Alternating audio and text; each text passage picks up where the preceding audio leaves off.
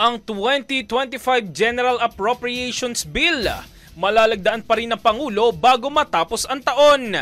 Si Brigada Haji Caaminyo, ibrigada mo! Brigada Live Report. Tiwala si House Assistant Majority Leader Jill Bongalon na malalagdaan pa rin ni Pangulong Bongbong Marcos ang 2025 General Appropriations Bill bago matapos ang taon.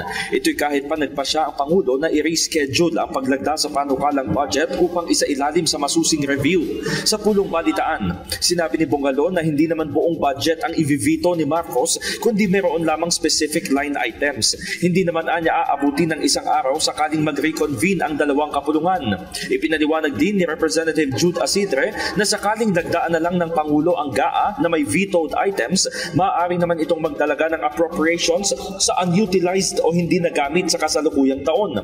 Ibig sabihin, meron namanong standard mechanism sa budget upang tugunan ni Pangulong Marcos ang fiscal requirements ng priority programs.